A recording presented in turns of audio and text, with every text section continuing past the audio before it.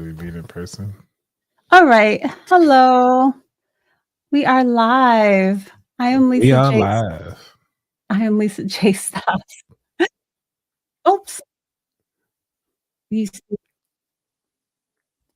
you see, I just said I needed to close all these tabs. Let me come back. All right. Okay. All right. I am Lisa J. Stocks. I am here dual streaming with Anthony Weaver of About That Wallet.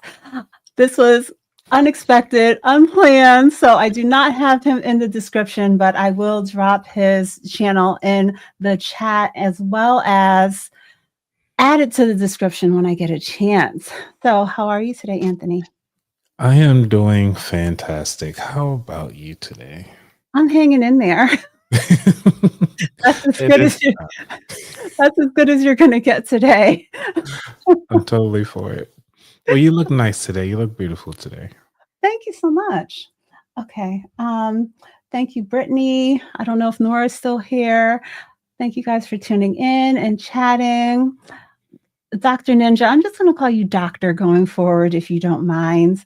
Joe, thank you guys. Happy Sunday. Happy So, Sunday. I haven't not gone vertical in a while. Let's see how this goes. Let's see how our numbers are today.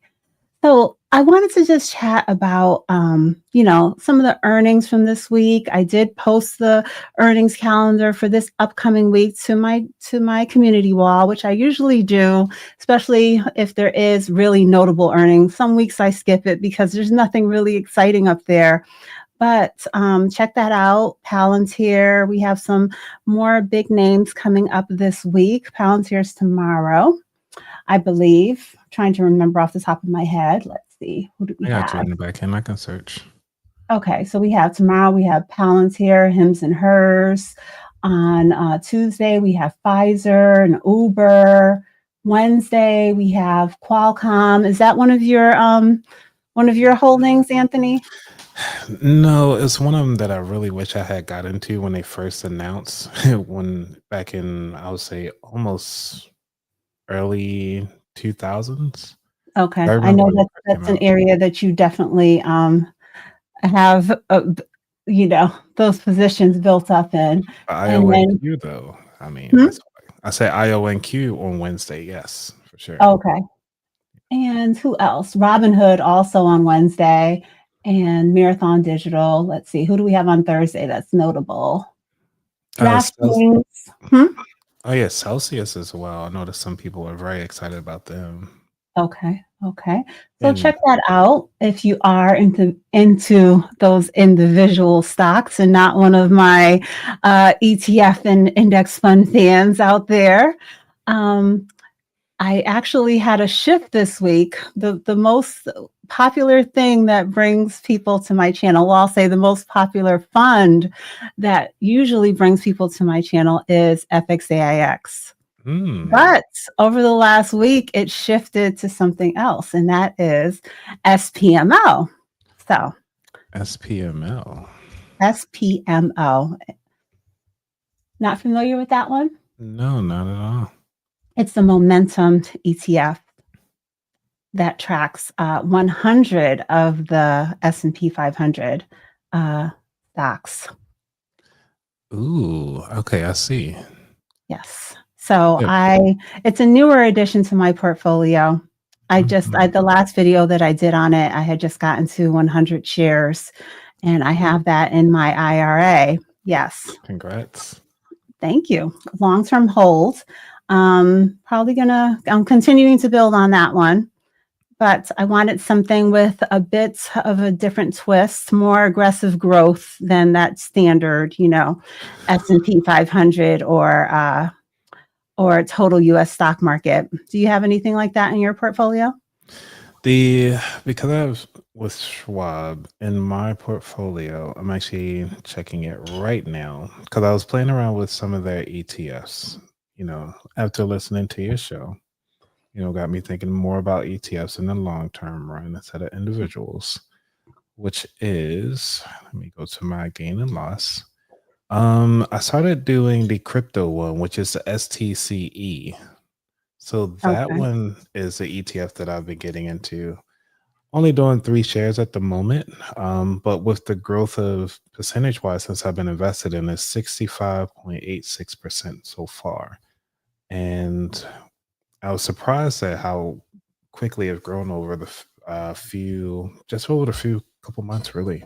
Hasn't been Is too it long. is that specific to Bitcoin or other? It Is just there says crypto in general, it's all crypto. okay. It said crypto ETF portfolio. Okay, I'm not familiar with that, so I do not know the details.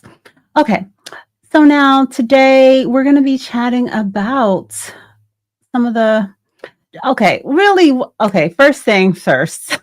Here I go.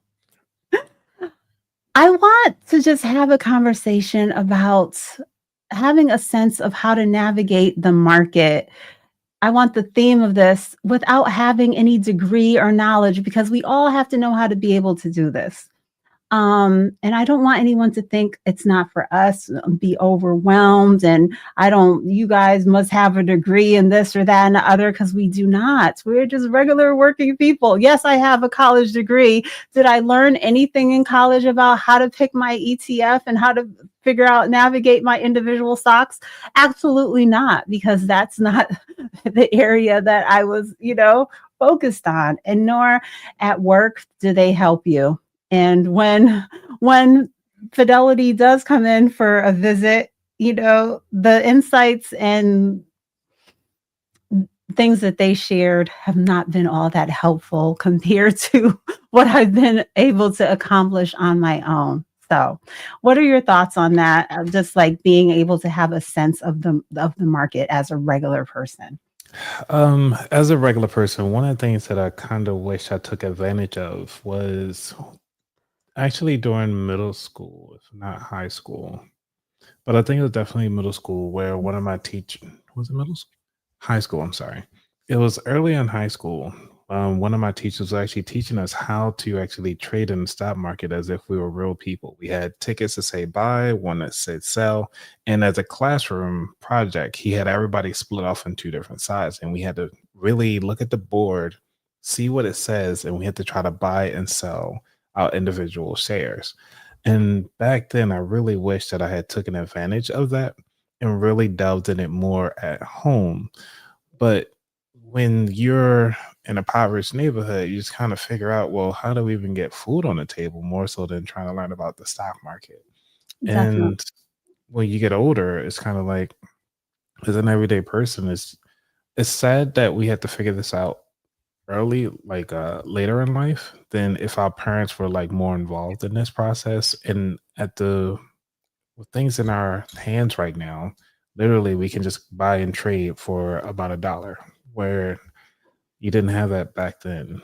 And when I say back then, I'm thinking about like the early 1990s, late 1990s, when I'm talking about like middle school, high school.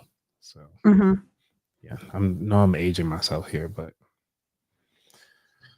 I'm forever 30. That's what I'm gonna live with. but that's how I feel about the stock market nowadays. The way how things are going, it's really in a sense now the power's in your hands. There's pretty much no excuse on why you can't get started, even if a basic ETF.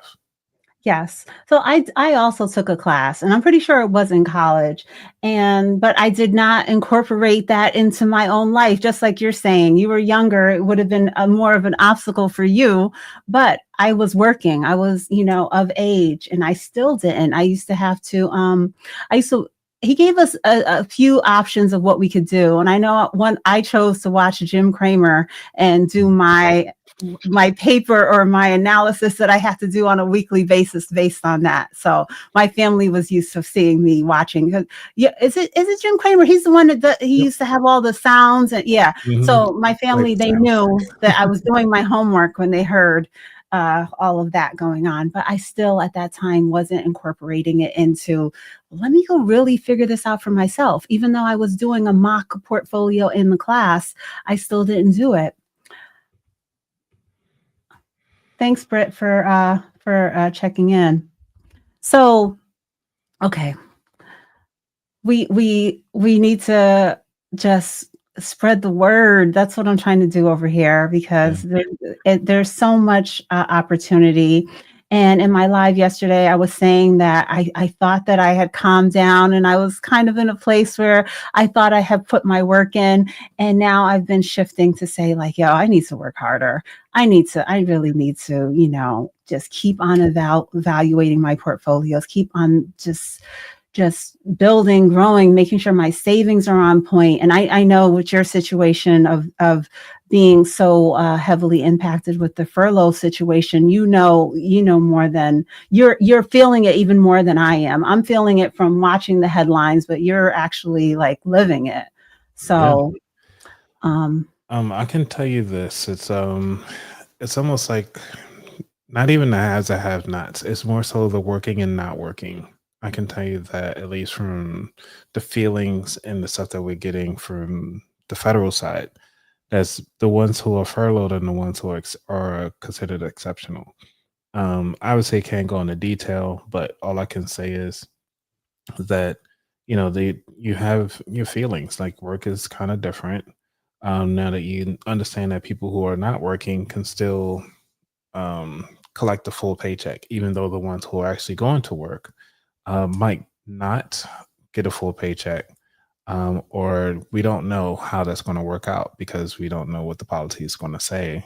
Because for on one degree, it's like we had to track our hours, and then the other degree, the people who aren't there don't have to track their hours because they're not working. So mhm. it's like, well, then what's the point of us tracking the hours if we are going to supposedly get paid the same? So what does that look like when the lights are turned back on? And so how does it impact our finances? We don't know what the paychecks are going to look like because you have a lot of things that are unpredictable for it's like the hours put in versus the ones that weren't. So we don't know. Yeah, that's a situation that, no one should have to be in. We have enough stresses without you having to wonder how long it's going to take you to catch up. Wonder if, the powers that be are going to just take everything into account and like not let your credit be impacted and things like that. It's really not fair. But Oh, but I could I tell think you this. we're officially into the longest that we've ever been. How Yeah, yeah. yeah, By 35 how do you know days. how by how many days? 35 days is the max. I think sorry, well, was the latest. How many days in furlough right now? I can't even remember. I haven't been counting. I just know I ain't got a paycheck yet. I know, okay. The small details don't even matter at this point. Um, No. oh, all right. But the stock market has been very helpful. So that's why I was like, you know what? This has been great because I was able to actually cash in some shares to kind of help with day to day life. And I was thinking about that. It's like, why do we even invest in the first place? And we invest because we want to utilize the money to kind of make life a little easier. Um, and ultimately, you got to cash out eventually if you want to kind of live off. Like you putting all this money in, and then it's like, well, when do you take it out? Yeah, When is appropriate? And I think for the people who are invested, if you don't want to fall back on any of your credit cards, you don't want to fall back on anything like that. The best thing that you can do is to pay off your credit cards because where else are you going to get 29% growth on your credit card because they charging you about 29% mhm, for fees. So yeah. just kind of put that into placement. I haven't gotten there yet. I've never had a situation as of yet that I sold in order to immediately use the cash. When I sell something, I've been putting it right back into the stock market. So I actually teased last week and I said that I sold something and I did put Did it in you? my video. Did you see the video? Yes, I did. Do you know what I sold?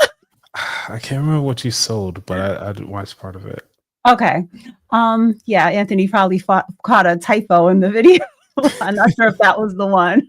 Um, so Anthony has caught more than one typo in my videos and reported it to me. Why you gotta put me out there? I was supposed to be No, private. that's very helpful. It's very helpful. The other people must not be paying as much attention as you. It's the truth, guys. Um, So I sold more than half of my Disney shares the week before last. I think it was on October 22nd. Yeah, my Disney stock, it has done nothing since I've been holding it. I got started and when it was like $160, I think. Mhm. I put it in the video. I put the detail in the video. My average was high. The first day that I invested, the stock price was much higher than it is now, and then it went down below $100, around 100, and I think currently it's not anything more than maybe 110, 120. So I get it. I was getting my dividend after I think it was reinstated. I think that one might have been off for a while. It got reinstated while I was holding, but still was no reason for me to continue to hold. I had like zero Mm. growth, zero growth. And I don't like seeing that. I like to say, and that's was in my growth portfolio. So there's no reason it wasn't a dividend investment. Right. But even with my dividend investments, I like to I like a mix. So I'm going to have some updates on my dividend portfolio because I don't think I'm going to continue to be a dividend investor for much longer. Do you have any dividend holdings? I do have a few dividend holdings. So those are the ones that I actually don't cash out. So I keep the dividend ones Okay. because think about it when I was looking at very similar to what Solomon says here is that well the Solomon project, I'm not Project. sure who Mhm. the person name is, but one of the things is that this is my loose money that I'm investing with. My main money, like my 401k, and even my what they call it, the TSP, which is what the government gets, Mhm. those are not being impacted. I'm keeping those. So those are my long term plays. Everything else is just kind of like, hey, I have some loose money. Let me just throw that out there. So it's been really helpful to have my loose money kind of help me out during the times of need. Okay. So So Solomon Project is talking about borrowing against your shares as opposed to selling and creating a taxable event. those are marginal marginal loans. You got to be careful with those because again, those interest rates are still there, and it's like, how are you going to pay those back when you take out the marginal loan? Because they're not Okay. considered income, but when you cash your stocks, yes, it's considered income. So from a tax perspective, yes.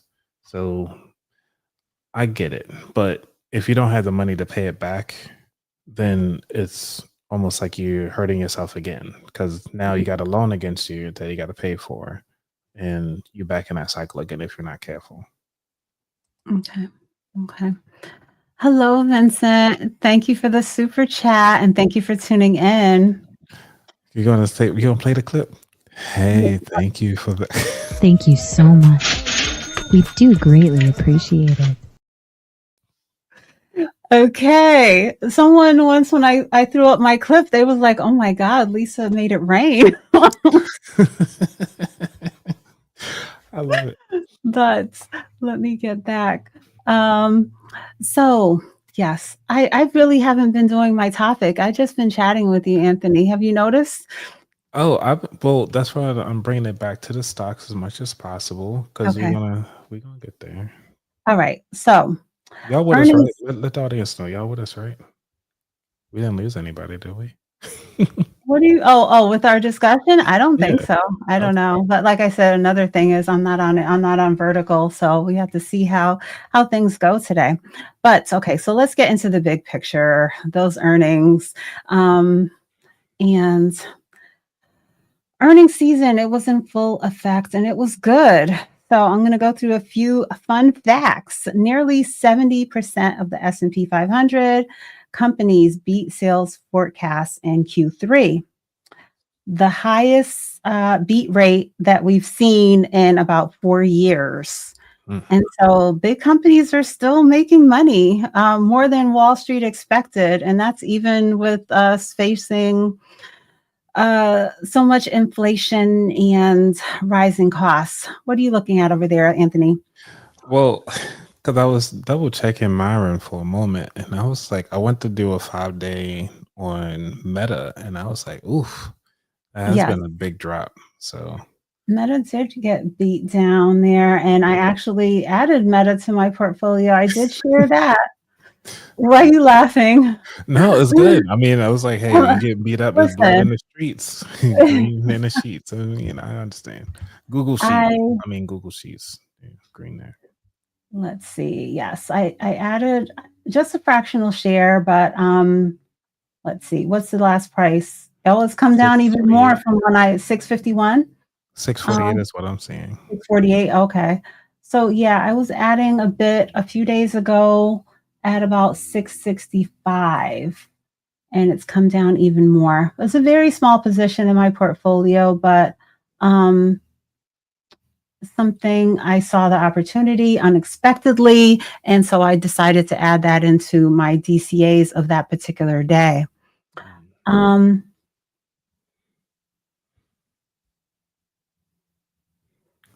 Liberation Day, okay, yeah, everyone, a lot of things 52-week low was, around Liberation Day. I think it was what, March, was it? Oh, no, April 23rd. That was a horrible day on the market. Rough. A couple of weeks after Liberation Day, but I think that was the day of the biggest dip. Okay, so another fact, the S&P 500 is in 1% of its all-time high again. So we've already had so many already this year, but I think we'll be having more coming very soon. NVIDIA became the first company to ever hit $5 trillion market cap. And so I've been feeling like I made the decision to make sure to incorporate ETFs as well as my individual stocks, but it's actually nice to see like what was going on. The S&P 500 with all of these names really having those strong earnings. The S&P year to date, as of when I took the screenshot, which was very recently, is up 17.47%.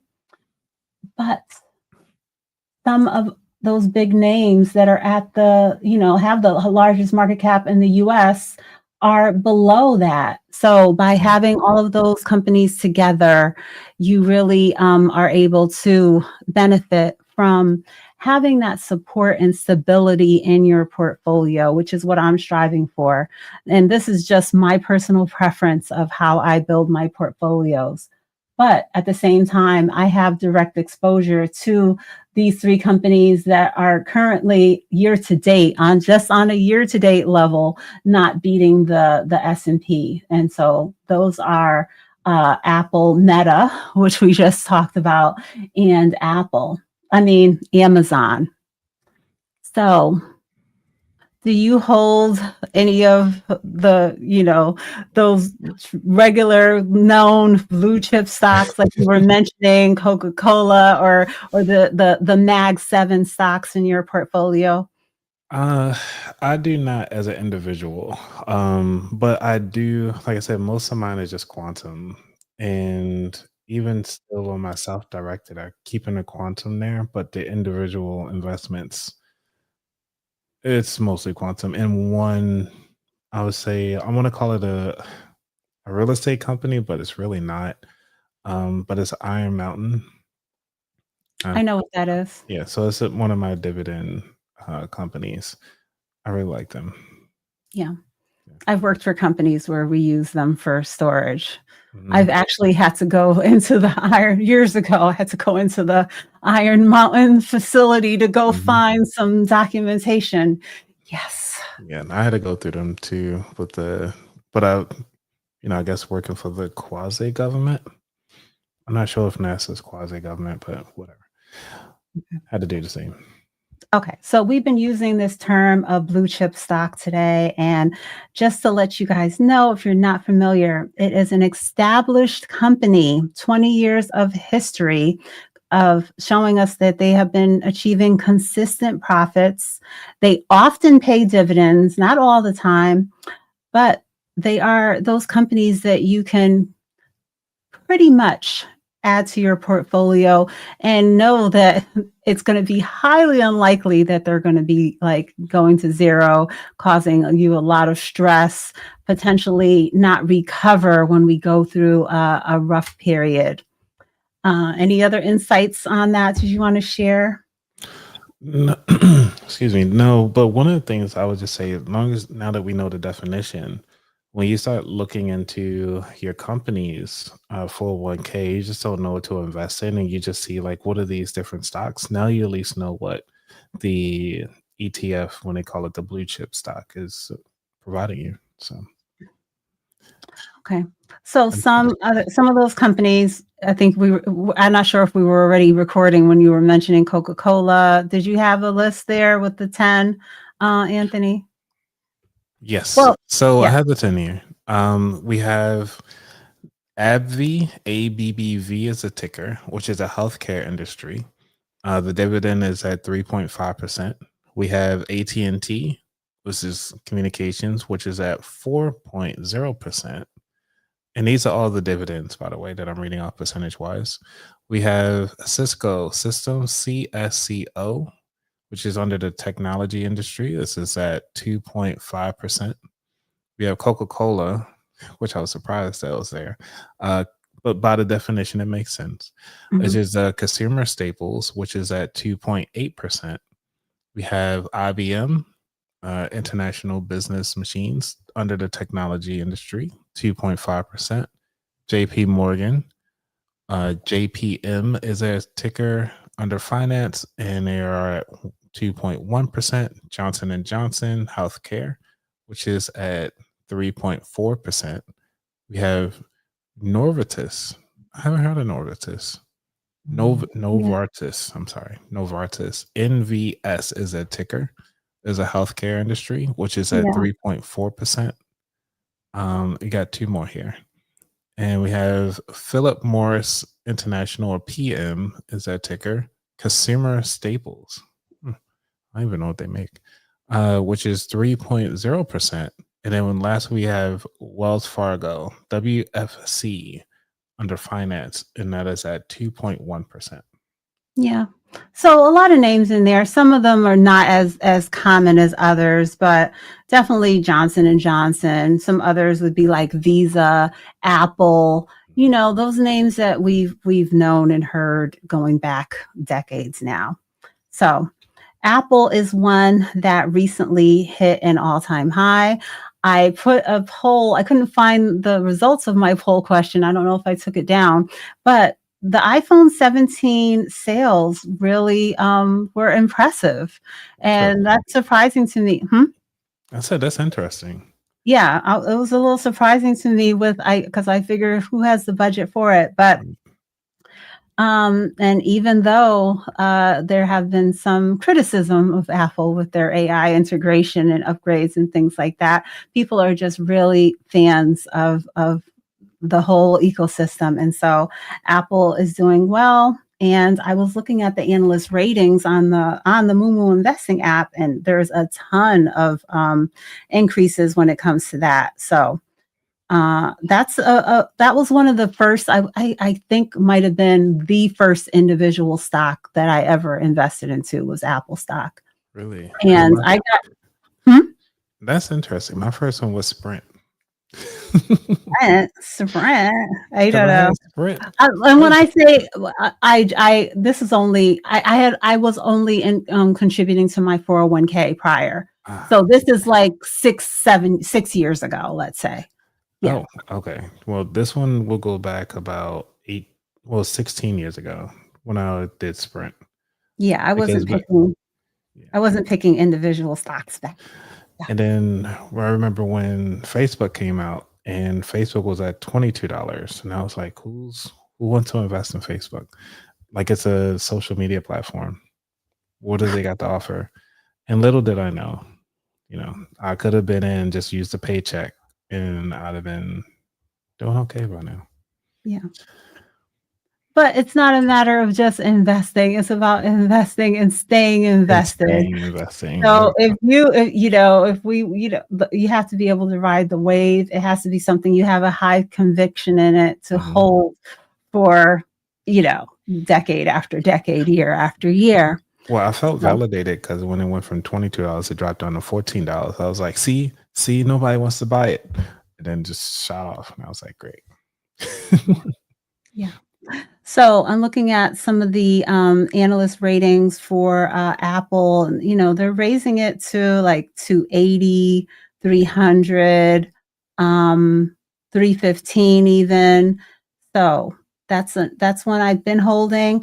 A lot of other things in my portfolio, the growth has been more, of course, Nvidia, but even Google, Tesla, maybe even Amazon.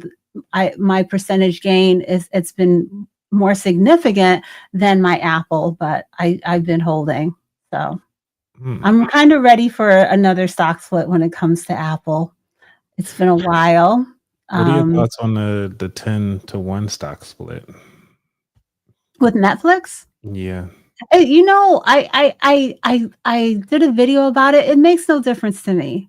I got over that share price and stock split excitement.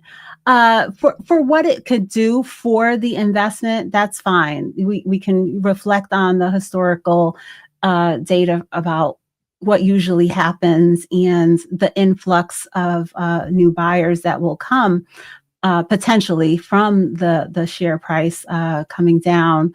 So Netflix it's over $1,000 a share for those of you that are not familiar. But the thing is, I got over that a while ago, and I'm glad that I did because can you see me, Anthony? I Okay. can see you. All Yeah, right. close up just a little bit. Okay. So I'm so glad I did because I wouldn't have I would have gotten started later investing into so many things like Tesla and Google, and I would have never even had Bitcoin in my portfolio if I was waiting for to be able to buy a full share or a significant amount in one shot. Certain investments before the stock split, they were $3,000. So, but I got started investing when the share prices were high, and then the stock split came along. I didn't even know that. I wasn't anticipating. I wasn't waiting for it. It just happened, and boom. It's just kind of just like with people wanting to buy lower price investments.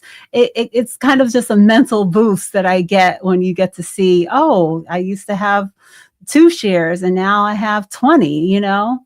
but it's all the same. Okay, well that's good to know because yeah, I've been through a couple stock splits, but I have since sold those shares. It was mostly during Apple stock split, and I did Tesla stock split as well. And then I had went through, I can't think of another one, but that's the only reason why I still play my Nintendo Switch is because it was it's my most expensive investment that I've ever done, which was I sold my Tesla share at 300 because I didn't know where Tesla was going to go. And then it obviously quadrupled and continue on to grow since I sold my shares to buy my own Nintendo Switch What? tier. I know, right? I've been I buying don't some stuff. I don't know. Yeah, my Wi-Fi seems to be a little glitchy. I'm sorry, guys. I seem like I'm freezing up. Um, yeah. See, I don't know. I hope that things continue the way they have been, whereas when I sell something, I'm just putting it right back into the market. Yeah. But I can't think of any situation that I've had yet where I said, let this investment go and just, use the cash for a tangible thing or something like that. But my Tesla's up currently. It had gone down a lot, but my Tesla's back up to 110.6%. So Let's go. We got a round of applause. Let oh. me give you a round of applause over But here. guess what? Guess what? Google's beating it. I can't. Google really has turned around over the last few weeks. I'll give you a little round of applause. It's give Elon the applause. Let's see. Oh, so did you want to touch on those $20,000 robots? Do you think when Elon gets his robot out there in the market, it's going to do better than the one that's currently out? Yeah, so let's talk about it a little bit. Well, let's talk about the industry because we already talked about the stocks that are going to be impacted by this. So, oh, whoops. So there's for those of you who don't know, there's a $20,000 robot that is for sale that you can put in now. I believe it's only $1,000 to get into it, but it's coming for the year 2026. This is coming from futurism.com. And it pretty much, this robot will arrive on your doorstep in a big box, and I think it only weighs. I think they said it was around like 66 pounds, but it can lift up to 120 pounds, which is pretty good. And actually has full AI brain. That's originally what they want to try to market it as. That it has an AI brain to kind of walk you through anything from if you need to fold your sheets, put dishes away, turn off the lights. Pretty much, you'll be walking around your house doing Yeah, stuff. what I've seen so far, I was not impressed with the folding of the laundry, the loading of the dishwasher, and going to the refrigerator to get a drink. Yes. Uh, these tasks were taking three dishes into the dishwasher. It took like 15 minutes. Getting the drink from the refrigerator took about 10. So I was not, I think there's a long way to go. So I hope that um, some of these other companies don't jump the gun and put out their product too soon, because I didn't see much going on there. Now, keep in mind, is which I thought was actually pretty interesting, is that you can actually remote control this. So imagine the ability. So if you have a child at home or something like that, you can watch your child with this robot just staring over it, which is kind of weird. Or just be in another room, they can audibly hear something and you can slowly walk yourself over there to do things, but you're actually in control of it. Now, that's one thing versus, full autonomous uh, product, I will say, or an entity in your home doing this. And it's kind of almost like freaky at the same time. Not Yeah, I sure. have to get more of an understanding of what the capabilities are, because yeah, okay, so I tell it to start the washing machine, put the clothes from the washer to the dryer at 2 o'clock, and do this at 3 o'clock. Um, I just wasn't seeing, from what I was seeing in the video, I didn't see the functionality of it getting these things done quickly. But maybe if I spaced it out like that, like 1 hour at a time throughout the day, by the Right. time I got home, some of the things could be accomplished, because it was very slow on what I was seeing. Uh, but yeah, different things. So, And, but with that, I mean, I would say if you think about the technology that's behind it all, so if this going to go large scale, what GPUs are they going to be using? What motors are going to be utilizing it? What technology that they're currently using? Because I'm thinking about the Facebook Oculus would be a great opportunity to kind of get into this with this virtual realm and feel of it all. And also you have the you also got to think about, okay, well, what other uh drivers of this, are there other chip makers that are going to be importing into the GPU process? As far as like AMD, maybe AMD is going to kind of sneak into here instead of Nvidia. Are they going to leave room? Because you imagine a Samsung washing machine, refrigerator, you have a Samsung TV, they all communicate with the Samsung robot now. So mhm, now if something goes off, like, hey, we see that the washer and dryer is about to go off, the robot make its way up to the washer and dryer. Or like, hey, we noticed that, because some Samsung refrigerators actually tell you what items you have inside the thing. It could yes. actually text you or some form of way communicate with you that, hey, we need to order more of this if you want to have this cooked for you tonight. Or I just think this is another freaky part. It actually orders DoorDash, opens up the door, bring in the food from DoorDash, closes the door, and then have the food prepared for you. So by the time you come home, everything is already laid out. If you need it reheated, it'll reheat it for you. I'm just Mhm. thinking of the possibilities. Yeah.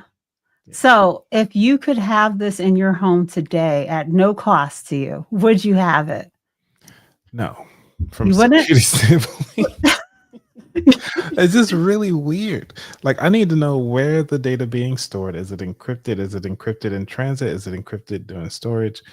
Do I get to control it all? Do I get to have a full server in my house? Or is it all done in cloud based somewhere else that's a third party might have access to it? Similar to Okay. like how the Roomba. was when it was actually they had to turn it on and off. Well, they had to turn it off, where it was actually mapping out each room in your house and letting you know when somebody's actually there. That is actually a security risk because it's now okay. Now we know all the how your room and house is laid out. It's really I just wonder what you were gonna say because you seem like you were talking quite favorably, but then I'm like, "You can have it for free," and then you're like, "Nah, I'm good." I mean, it sounds nice, but I don't think I'm ready yet. Okay. Um, All right, let's see. that's right. I can do So, so much. overall, you would say that your portfolio are you the richest that you've ever been, Anthony? No, You're not? Okay. What's because going on I'm still what's in the going on learning with your phase. portfolio? What's pulling back? Oh, you said what?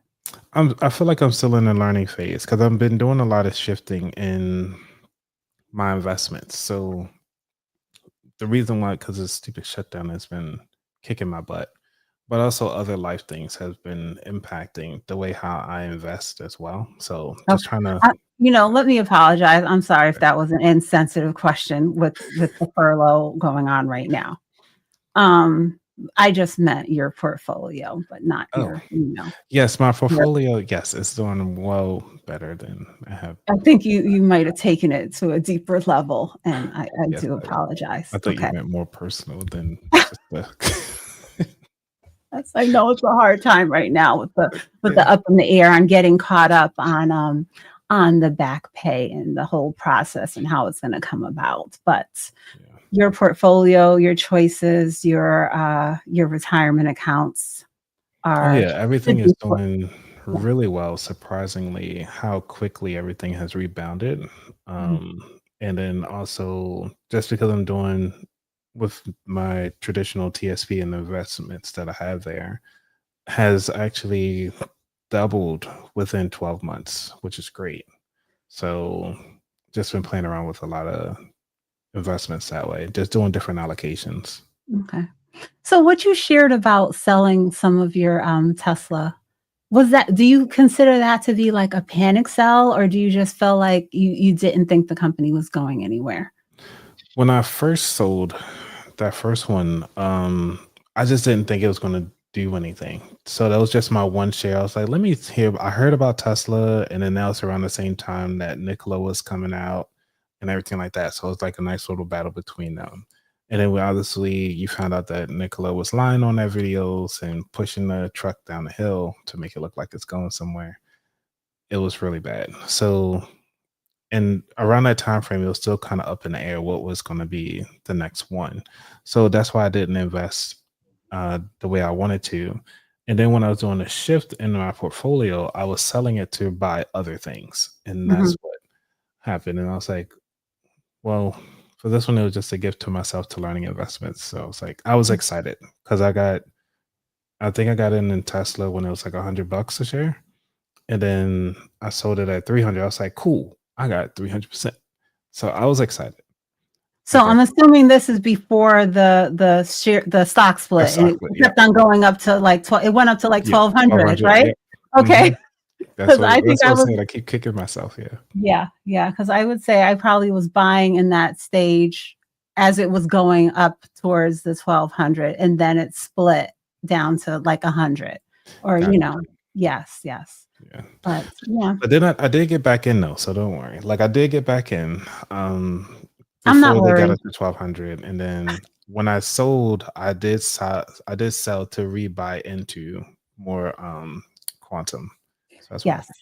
I'm not worried about you at all because we've talked about your millionaire plan and how you plan on the amount.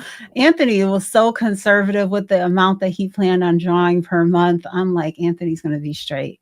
Um, so do you think that people need to sit down and have a millionaire plan, I or say they need to have a real detailed amounts as to what they want to achieve to draw from in retirement and how many years, if they can bring themselves to do it, anticipate how many years they're going to need to draw from it.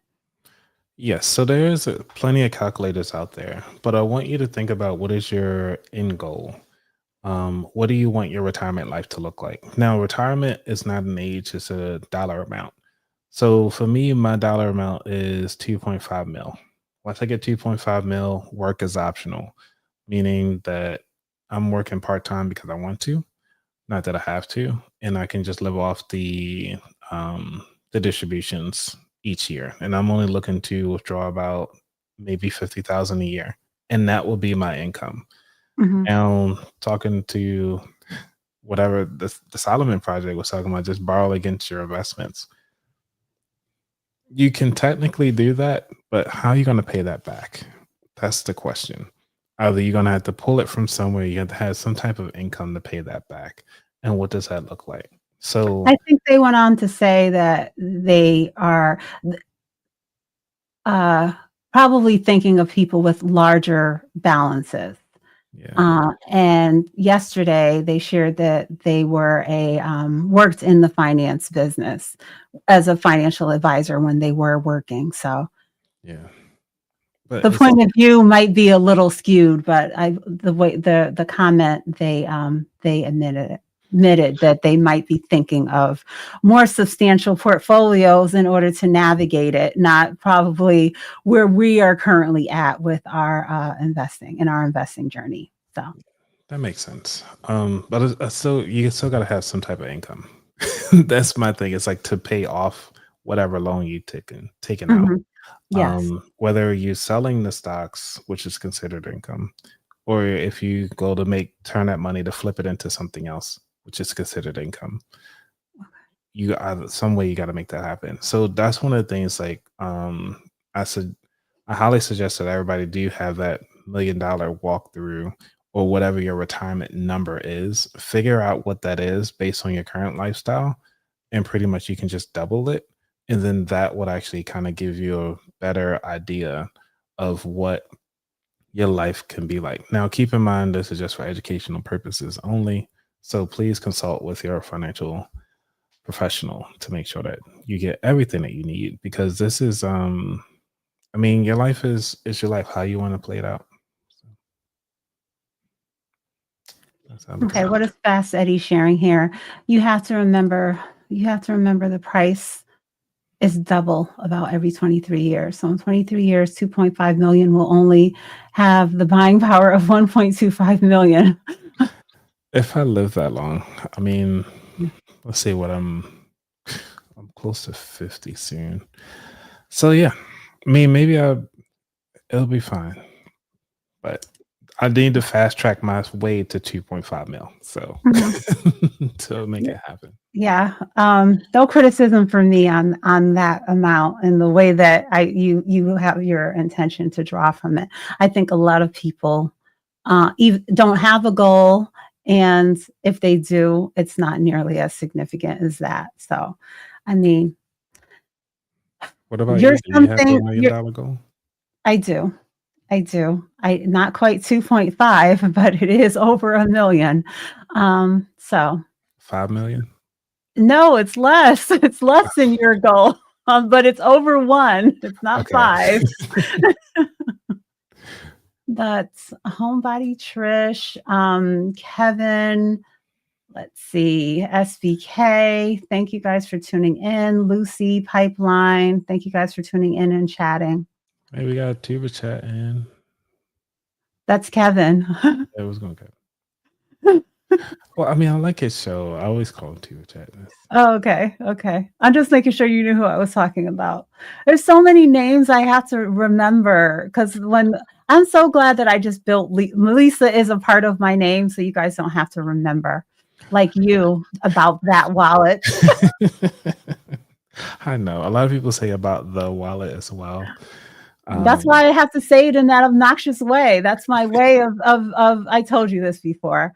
Like my daughter had a new friend that came over for the first time on Halloween. Mhm, And I'm just like looking, I'm like, how am I going to remember this friend's name? Because mhm, I like to play little games. She had a different friend. I don't mhm. even know if I should say his name, No, you don't have to but say it in but publicly. his name was in a particular song, a very Mhm. popular song, and so I associated it that way. But I have to play little games in order to try to remember things. Well, when you Um, learn to remember people's names, please share because I go to a lot of conferences and I meet a lot of people. And that's one of the things that I'm trying to figure out is the best way to remember somebody's name. They always say try to do the parroting technique, which is like, hey, I introduce myself, like, hey, I'm Anthony. You say, oh, Lisa, do this some fun stuff. And I was like, oh, Lisa, I really loved your shirt, Lisa. Tell me more about yourself, Lisa. And I'll say at least 3 times. So then I you was like, say okay, repeat. Okay. yeah. Yeah. And Tell me more about I, yourself, Lisa. what happened there? Mm. Did we say something that sounded like Siri or something? Let me not start because everything will start turning on. Oh, Um, gosh. yeah, no, usually when I meet someone and I want to try to remember their name, it could be anything. It could be the color of their hair. It could be they resemble a certain, famous person or a singer or the street they live on. I just try to, it's all different things that I use in order to put it together. So I don't have, there's not one thing that works. So, Okay. um, Well, we can combine notes. Oh, and I okay. like the one what they're saying. Yeah, it's not timing the market, it's time in the market. And obviously I've done a lot of mistakes and I'm learning from them all. So if you find a stock or a company that you're really passionate about, just stick with it. Because like I said, like I've been in the early investments of most of these companies because I remember when they started and I remember when they went public. Mhm. And I remember when I invested in them or chose not to invest in them. And now look at them, what, more than 15 years later. Like, honestly, you can be a millionaire in 10 years. I still believe that no matter what day you start, take 10 years from now, the market's always going to be different. So enjoy. Yes. And it's okay. We're talking about buy and hold, but it Yes. is definitely okay to rebalance. And another thing I like to stress is if you do not have a high conviction, if this is something you're not 110% sure that it's going to recover when we go through those especially rough times like we went through back in April, for example, when everything was down. So if you're in that situation, use your stop loss so that you can just cut your losses sooner is my particular advice and how I go about navigating when I add something into my portfolio. I don't want to get stuck diamond handing some garbage that is not coming back from the where. Mhm. So Did you get a chance to talk about how to do a stop loss in your portfolio? Because I always people keep saying that, and I was like, I don't do stop losses. I just kind of say like, all right, yeah, I'm gonna just sell it at this limit price, like, or sell if it ever gets to this price. Um, But so how do you know when it gets to that price? You have a alert on and you're not gonna be mhm. driving the car or too busy in a meeting, you're It's gonna catch easy. it how close okay. So has anything ever slipped by you and gone Oh down yeah, lower because of the way that you're doing it? yes. So that's the reason why I've been switching to mostly options have gone that way, but from the You individual don't stocks, yes, Anthony, Neo. don't tell me that you don't put a stop loss on your options. So Neo is one of the companies that slip through the cracks. No, I really don't do too many stop loss because usually I Okay. sell before they actually start to lose money on that end. Okay. My options. Yeah, I'm very conservative. Like I take $2. All right, I'm done. Like I'm out. oh, with your options, you, pretty Yeah, much do same day? Okay. I try to, well, not same day, but I try to go within like a week. So give them about a week to breathe because my what they call it, the call time or the strike price when it gets down to whatever it's called, the end of life. When it gets near the end of life, I try to at least do about like a year out, or Mhm. or at least maybe a month before it goes. Alright, so this is the miserable investment that, Anthony just used as an example, I believe. It is one Um, miserable one. yeah, let's put up another miserable one.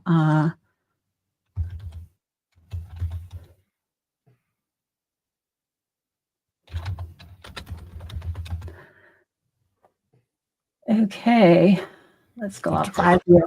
5 Oh, years, wow. down 96.65%, down Mm, 82.58%. right. So when I talk about using a stop loss, it's about and it's To stop from seeing that. Yeah.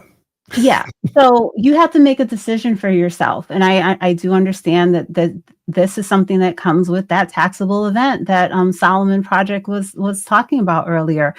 I try to avoid constantly adding things into my portfolio that I'm going to put it in and stop loss is going to kick in less than a year. And here I go. I sold, I sold, I sold. Mhm. So that's why I try to stick to things that I believe I can hold for the long term without running into this. But these are some of those type of investments that when we were investing into them, this is back in 2021, this is $50 and now it's $7, so these are the things that you can accidentally get stuck with and have to sell at a huge loss where you could have invested into it and then had a plan of if it drops by 12% or a certain dollar amount, you have that set in the system so that it'll sell automatically. And on the other end of that, you can put orders in so that you can buy at certain prices also in order to catch those dips when they occur. And I definitely use that with my regular investments as well as crypto. Crypto's 24 hours a day. It could be 3 o'clock in the morning when a certain investment hits a price that I've been waiting for. So that's how I, make sure to go about incorporating those features. But I guess from what Anthony is telling me, I need to do a better job of creating a video that shows you an example of how I actually put something on like that. Yes. Yes. Um, the editing is it's tough. Yeah. No whale cry, right? Yeah. Oh my gosh. But But this is the reason why we have these discussions. And thank you for keeping your lives the way it is and really taking the deep dive to kind of educate people in this process because I mean I don't I tried to do this on Thursdays early in the beginning of my podcast, but mhm. it became work. And so I commend you on doing You what you tried to do. do you tried to do what? I used to have trading Thursdays on my podcast and I Oh, would talk about several stocks and then it would just be like a 10-minute clip because it'll just be me talking about it. And then that'll be my post for the RSS feed. So if y'all listen to my podcast way back in the day, you can find my Trading Thursday episodes. Um, Even talked about Ford when it first was trying to come rebound when the electric vehicles were popular. Talking about all the other stocks that I was invested in and my options that I was playing back then. But that's the reason. And that's when I got into crypto around that time frame and playing around with options. But that's yeah. so long ago. But yeah, my crypto, I've never put a stop loss on my Bitcoin. It went from 50,000 down to 16 and back up again. I didn't have a stop loss on that. So, Good thing you these didn't because now where it's at. yeah, so it's not everything. It depends on my conviction and my risk tolerance as to how much I have invested and things like that. But yeah, the two examples that I just showed you are two that uh, got by me, I would say, because of the skill level that I was at when I Mhm. added them into my portfolio. And then these are two that I have as of this year that I was in that stage of they have to prove themselves. Oh, And so this therapeutics, yeah.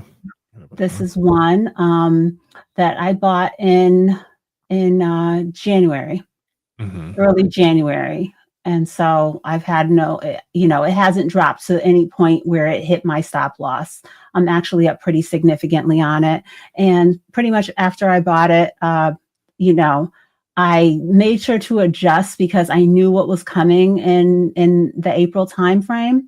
but Mhm. I haven't been kicked out of it. I was able to actually trail up my stop loss, and it's, it's been in my portfolio since I purchased it in January. And then this is a newer position. This was I think this just recently IPO'd, and I added I'm not sure how many shares. And that's one of the things, I guess, whenever you have some free time, it look like Homebody Trish would like to see a video on how to set up a stop loss. So at least you Okay. got one person ready. Yeah. So I added Join 25 the shares. Discord. Hmm? I'll just tell her to join the Discord. Oh no, not just for that. You can join my channel membership. There you But yeah, if you have an interest on learning, options and all those other things, then yes, the Discord. But more specific things like that, we can definitely work on as being a channel member. So guys, I do have channel membership, so consider becoming a channel member. I think that's right here. No, I don't see it. Yes, it's in this write up right here. But yeah, the pattern group recent IPO. I don't usually dabble into those. I didn't buy it as soon as it IPO'd, but in no time, I've been sitting solid. Right now I'm up 24.73%. So my average price is below $14. So nice little gain. And so it's something I'm going to just continue holding for now, but I'm not going to get stuck diamond handing it. And it looks like those other investments that I pushed out on the 5-year time frame. So go. All righty. that's So how y'all I heard go it about it. first. Y'all heard it first. Might as well go down and lock in with Lisa with this one. Okay, so I'm going to wrap it up. So yes, I did share about the Disney. I think I'm going to be cutting more from my portfolio, some of those dividend paying investments. So you'll get another update on what I sold, because there will be a little bit more, but I'm selling just to reinvest into something that is more in line with my goals. And and you mentioned what I'm going to be investing into earlier today, which is AMD, is going to be a new addition to my portfolio. So Okay. I'll be So, holding on to that along with my NVIDIA and Taiwan Semi.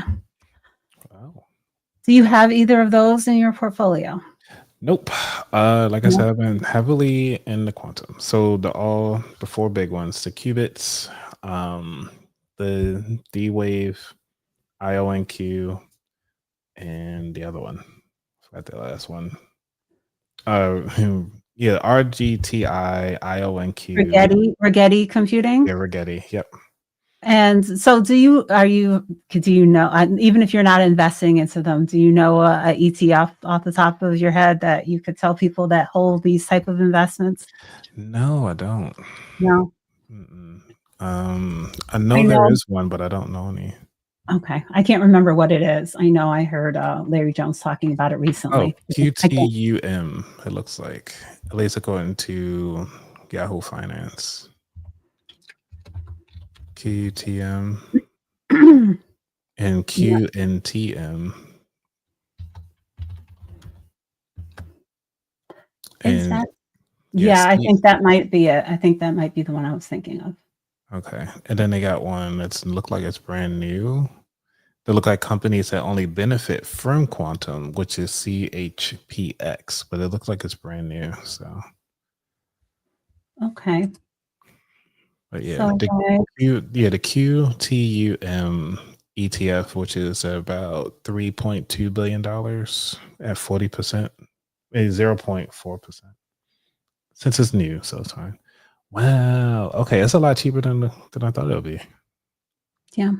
So guys, when you get into these ETFs that give you exposure to quantum healthcare, semiconductors, they may have a higher expense ratio, but with that, you're getting more substantial gains. So you have to do your research when it comes to your ETFs and index funds too, in order to make sure it's truly in line with your goals and that you're not overpaying for fees, that you feel that it is worth the performance that you're able to achieve over the long term. So I do from time to time try to post or stress that People joke about me. I think I saw David in the chat. Here goes David.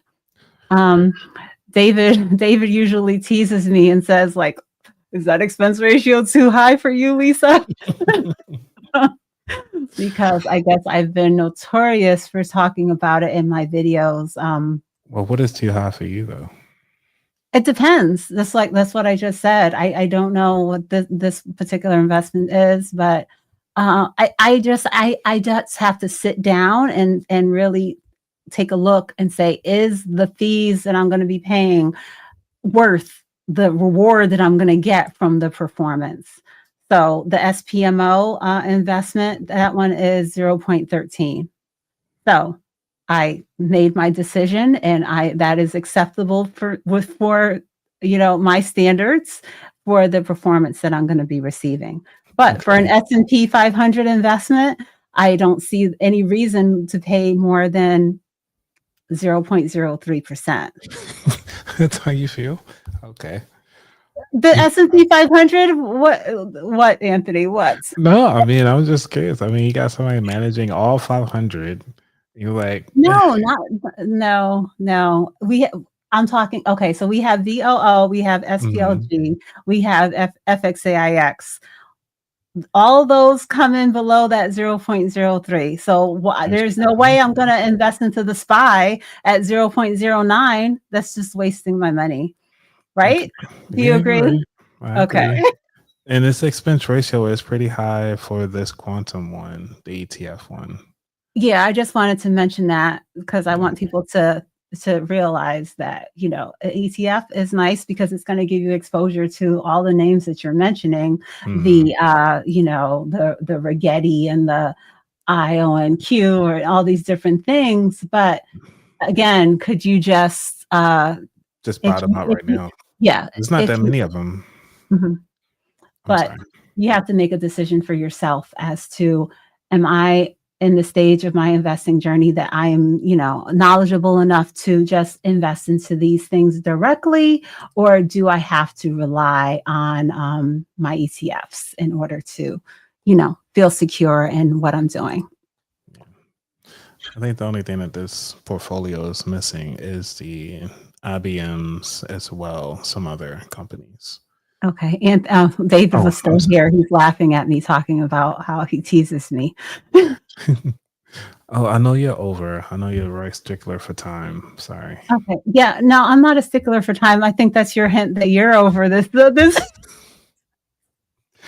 because you got on me last time. You was like, "Oh, you hit an hour. Why are you doing an hour?" I was like, "My bad." No. Well, thank you, Anthony, for popping up. Guys, I am Lisa J. Stocks. I am here dual streaming today with Anthony Weaver from About That Wallet. So check out his channel. I will make sure to tag it in the description. And he's doing all his fanciness over there. And I will be, if you are a Discord member, I will be live again tonight at 7 p.m. Eastern Standard Time. So you can check me out again for more stock talk and knowledge and charting and all of that good stuff. So I will see you guys again next week. Anthony, any closing words for today? Just want to make sure that everybody understand that, hey, your personal finance is personal. So if you got to sell something to kind of do your thing, you got to sell it. If you know how you have to make things happen so that you can continue to live in the life that you do, take that opportunity and do so. But really talk to your financial professional to kind of guide you through your life decisions, because, you just never know what's going to happen. Anthony, I think we should come back another time and do a deep dive into the investment calculator and that $2.5 million plan. But I will see if Anthony has time for that another day sometime soon. But guys, thank you guys for tuning in, and I will see you next week. Bye. See ya. Stock it up, stock it up, stock it up, stock it up.